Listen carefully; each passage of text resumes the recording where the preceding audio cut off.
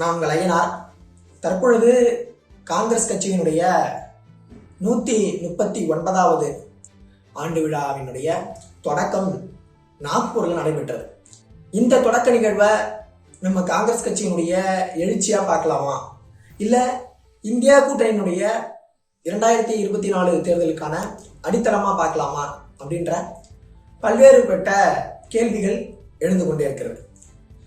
இந்த நிலையில அவர்கள் வைக்கக்கூடிய ராகுல் காந்தியா இருக்கட்டும், இல்லை மல்லிகார்ஜுன கார்கேவா இருக்கட்டும், இருவரும் சேர்ந்து வைக்கக்கூடிய மிக முக்கியமான கூற்றுகள் என்னவா இருக்கு அப்படின்றது ரொம்ப முக்கியம். அதுவும் அவர்கள் ஏன் நாக்பூரை செலக்ட் பண்ணாங்க அப்படின்றது இன்னும் விவாதத்திற்குரிய பொருளாக பார்க்கப்படுகிறது. அப்படி பார்க்கப்படக்கூடிய நிலையில மல்லிகார்ஜுன கார்கேவே அதற்கான ஒரு சில ஹிண்ட்டை கொடுத்திருக்காரு. அதாவது அவங்க சொல்லும்போது என்ன சொல்றாங்க அப்படின்ட்டு பார்த்தீங்கன்னா, இந்த இந்தியாவை பொறுத்த வரைக்கும் 2 விதமான சித்தாந்தங்கள் இருக்கிறது. அது எது அப்படின்ட்டு பார்த்தா, ஒன்று ஆர்எஸ்எஸ்னுடைய இந்துத்துவா சித்தாந்தம், இன்னொன்று அரசியலமைப்பு சாசனத்தை இயற்றிய அம்பேத்கரினுடைய சித்தாந்தம் அப்படின்ட்டு அவர் குறிப்பிடார். இப்ப நம்ம ஒழிக்க பாடுபடுறது இல்லை அழிக்க பாடுபடுறது எந்த சித்தாந்தத்தை அப்படின்ட்டு கேட்டீங்கன்னா, அது ஆர்எஸ்எஸ்னுடைய சித்தாந்தத்தை. அதற்காக நம்ம கையில் எடுக்கக்கூடியது எந்த சித்தாந்தமா இருக்கும் அப்படின்ட்டு பார்த்தீங்கன்னா, நம்ம அம்பேத்கரினுடைய சித்தாந்தத்தை கையில் எடுக்கணும் அப்படின்றாலாம். அம்பேத்கரினுடைய சித்தாந்தம் அப்படின்னும் பொழுது அது ஜாதி ஒழிப்புல இருந்து மத வேறுபாடுல இருந்து எல்லாத்தையும் கடந்து நிற்கக்கூடிய மனிதாபிமானம் மிக்க ஒரு சித்தாந்தமா இருக்கிறது. ஆர்எஸ்எஸ் பொறுத்த வரைக்கும் நம்ம எல்லாருக்குமே தெரிஞ்ச ஒரு விஷயம்தான், அது இந்துத்துவாவை முழுமையாக கொண்டுள்ளது. அதன் வழியாக ஜாதிய பாகுபாடுகளை, ஏற்றத்தாழ்வுகளை முழுமையாக இந்த நாட்டில் கொண்டு வர வேண்டும் அப்படின்றதான் அவருடைய மிக முக்கியமான ஒரு நோக்கமாக இருந்து கொண்டிருக்கிறது. அதை நம்ம தினந்தோறும் நடக்கக்கூடிய படுகொலைகளின் வாயிலாகவும் இல்லை போராட்டங்களின் வாயிலாகவும் பார்த்துட்டே இருக்கோம்.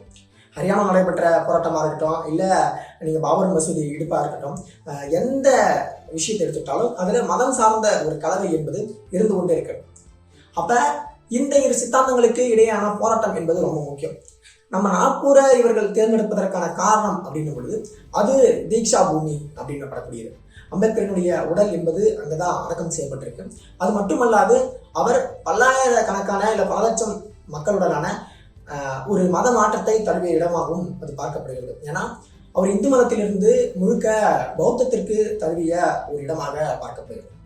எதன் காரணமா அப்படின்னு பார்த்தீங்கன்னா, இதில் இருக்கக்கூடிய ஜாதிய ஏற்றத்தாழ்வுகளின் காரணமாக. இன்னும் கூட ஒரு சில பேர் கேட்கலாம், காங்கிரஸே இந்துத்துவாவிற்கு ஆதரவு தானே. ஒரு காலகட்டம் வரைக்கும் காங்கிரஸ் என்பது இந்துத்துவாவை நோக்கி இல்லை இந்து மதத்தின் ஒரு பகுதியாக, அதற்கு ஊன்றுகோலாக இப்போ எப்படிலாம் ஆர்எஸ்எஸ் செயல்பட்டு கொண்டிருக்கிறதோ அதே போல செயல்பட்டு கொண்டிருந்த ஒரு அமைப்பு தான் அப்படின்றதுல எவ்வித சந்தேகமும் தேவையில்லை.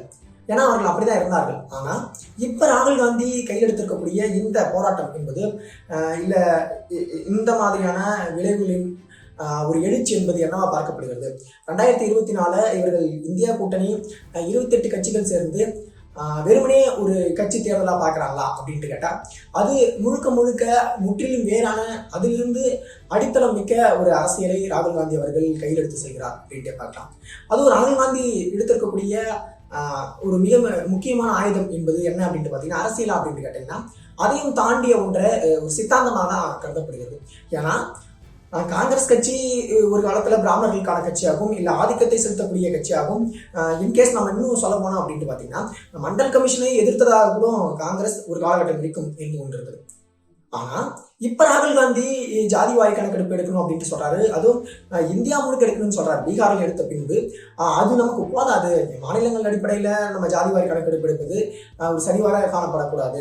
அதோட சென்சஸ் அடிப்படையில் எடுத்தாதான் இங்க இருக்கக்கூடிய மக்கள் தொகை என்பது என்னவா இருக்குது, அதுல ஓபிசி மக்களுடைய மக்கள் தொகை என்னவா இருக்கு, அவர்களுக்கு இடஒதுக்கீடு என்பது என்னவா இருக்கு அப்படின்றது நமக்கு தெரியும் அப்படின்றத ஒரு குறிப்பிட்டார்.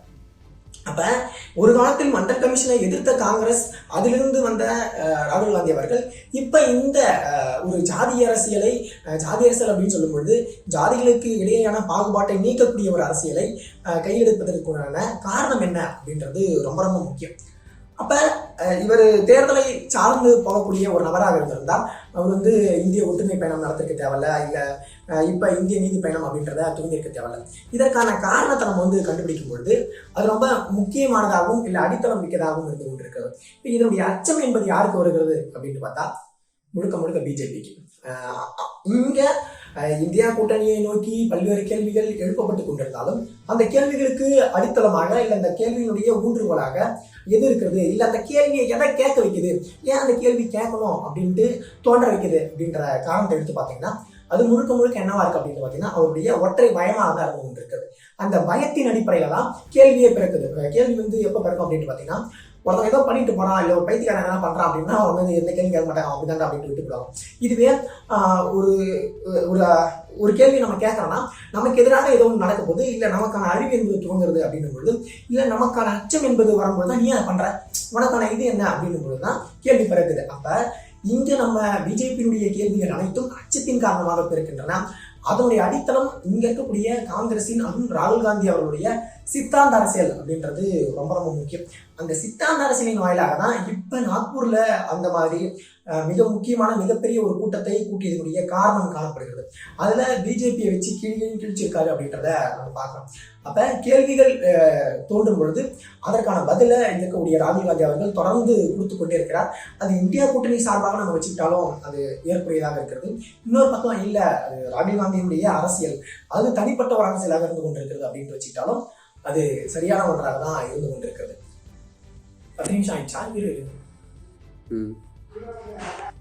அப்படி நம்ம பார்க்கும் பொழுது இப்ப இன்னொரு ராகுல் காந்தி சொல்வது என்ன அப்படின்னு பாத்தீங்கன்னா, நம்ம இந்தியாவானது எப்படி ஆங்கிலேயர்களுடைய ஆட்சி காலத்துல அடிமைப்பட்டு கொண்டிருந்த ஒரு நாடாக இருந்ததோ அதே போல இப்ப பிஜேபி அரசாங்கத்திடம் அடிமைப்பட்டு இருக்கக்கூடிய ஒரு நாடாக இருந்து கொண்டிருக்கிறது.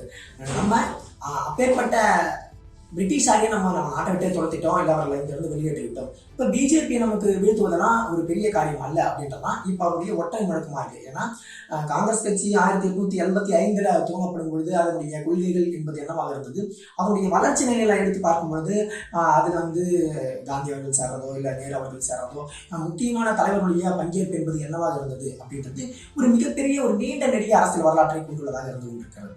ஏன்னா அவருடைய ஆரம்ப நோக்கம் என்பதை தாண்டி அது விடுதலை போராட்ட காலகட்டத்தில் என்னவாக மாறியது அப்படின்றது ரொம்ப முக்கியம். அப்ப அதுல காங்கிரஸ் கட்சியினுடைய பங்கு என்பது ரொம்ப ரொம்ப ரொம்ப முக்கியமான இம்பார்ட்டன்டான ஒன்று. அப்ப அதன் அடிப்படையில இப்ப இருக்கக்கூடிய காங்கிரஸ் கட்சியினுடைய பங்கு என்பது இந்திய நாட்டுக்கு என்னவா இருக்கு அப்படின்னு பார்த்தா அது இங்க இருக்கக்கூடிய பிஜேபியை அவர்கள் கொண்டுள்ள சித்தாந்தத்தை வீழ்த்துவதாக தான் இருக்கிறது அப்படின்றதான் இப்ப ராகுல் காந்தியினுடைய மிக முக்கிய ஒரு நோக்கமாக இருந்து கொண்டிருக்கு. அதான் ராகுல் காந்தி திரும்ப திரும்ப சொல்றாரு. அது மட்டுமல்லாது என்ன சொல்றாருன்னா, ஒரு மன்னராட்சி போலதான் இந்த நாடு என்பது அமைந்து கொண்டிருக்கிறது. பிரிட்டிஷார் ஆட்சி காலத்துல கூட என்னவா இருந்துச்சு அப்படின்னு பாத்தீங்கன்னா அது கவர்னர் ஜெனரல் அப்படி இப்படின்ட்டு பல்வேறு படிநிலைகளை கொண்டுள்ளதா இருந்துச்சு. இருந்தாலும் அது வேறொரு ஆதிக்க சக்தியை கொண்டதாக தான் இருந்தது. ஆனா மன்னராட்சி என்பது என்னவா இருக்கும் அப்படின்ட்டு பாத்தீங்கன்னா மன்னர் ஒரு கட்டளை இடுவாரு, அந்த கட்டளை படிப்படியாக சென்று கீழே இருக்கக்கூடிய அடிநிலை ஆட்களை சென்று சேரும். அப்ப அப்படி நம்ம பார்க்கும்பொழுது எவ்வித கேள்விகளும் மீண்டும் எழாது அப்படின்றது ரொம்ப முக்கியம். நீங்க மன்னர் எதிர்த்து எதுவுமே பேச முடியாது. இன்னைய காலம் வரைக்கும் மன்னராட்சி முறை எங்கெங்கெல்லாம் இருந்து கொண்டிருக்கிறதோ அந்த இடத்துல நம்ம போயிட்டு பார்த்தோம்னா மன்னர் ஒரு கட்டளை எழுதுறாங்கன்னா அது சரியாக இருந்தாலும் சரி தவறாக இருந்தாலும் சரி அது முற்றிலும் ஏற்றுக்கொள்ளக்கூடிய ஒன்றாக தான் இருக்கும். அப்ப அப்பேற்பட்ட ஒரு சர்வாதிகார முறை நம்ம மன்னராட்சி அப்படின்றதுக்கு இன்னொரு அதாவது சினானிம்ஸ் படி நம்ம சொல்லலாம் அப்படின்னு பார்த்தீங்கன்னா அது சர்வாதிகார ஆட்சி முறையாக கூட நம்ம சொல்லலாம். ஏன்னா சர்வாதிகாரம் என்பதும் கேள்வியை திரும்ப கேட்காதது அப்படின்றது மட்டுமல்லாது கேள்வி எழும்ப செய்யாது அப்படின்னு சொல்லலாம். அப்ப அத்தகைய நிலையில தான் இப்ப பிஜேபி இருந்து கொண்டிருக்கிறது. ஏன்னா நம்ம நாடாளுமன்றத்தை எடுத்து பார்க்கும்பொழுது நாடாளுமன்றத்துல மிகப்பெரிய ஒரு அசம்பாவிதம் நடக்குது. நாடாளுமன்றத்துக்குள்ள போயிட்டு 2 பேர் புகுந்து கலர் குண்டுகளை வீசுறாங்க, அந்த இடத்த கலர் குண்டுகள் பறக்குது.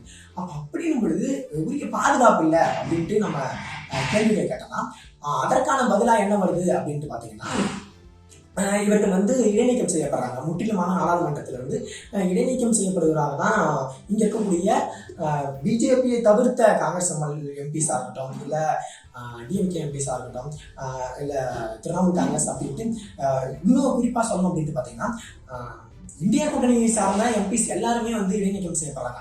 வரலாறு கால அளவுல இடைநீக்கம் செய்யக்கூடிய நோக்கம் என்னவா இருக்கு அப்படின்றத நம்ம புரிஞ்சுக்கணும். அப்ப ஒரு சர்வாதிகார முறையை நோக்கி நீங்க 2023 காலகட்டத்தில் போனீங்கன்னா 2024 இவர்கள் வெற்றி பெற்ற பின்பு 2028-29 காலகட்டத்துல இந்த நாட்டினுடைய நிலைமை என்னவா இருக்கும் அப்படின்றது ரொம்ப முக்கியம். அப்ப இப்பயே ஜனநாயகத்திற்கு அச்சுறுத்தல் அப்படின்ட்டு நம்ம பேசும்பொழுது அந்த காலத்துல நம்மளால பேச முடியுமா அப்படின்றது மிகப்பெரிய ஒரு கேள்வியை எதிர்நோக்கி இருக்கிறது. உங்களுடைய கருத்துக்கள் என்னவா இருக்கு அப்படின்றத நம்முடைய கமெண்ட் செக்ஷன்ல கமெண்ட் பண்ணுங்க. தொடர்ந்து நம்ம சேனலோட இணைந்திருங்கள். நம்ம சேனலை சப்ஸ்கிரைப் பண்ணுங்க, உங்க நண்பர்களுக்கும் ஷேர் பண்ணுங்க. நன்றி, வணக்கம்.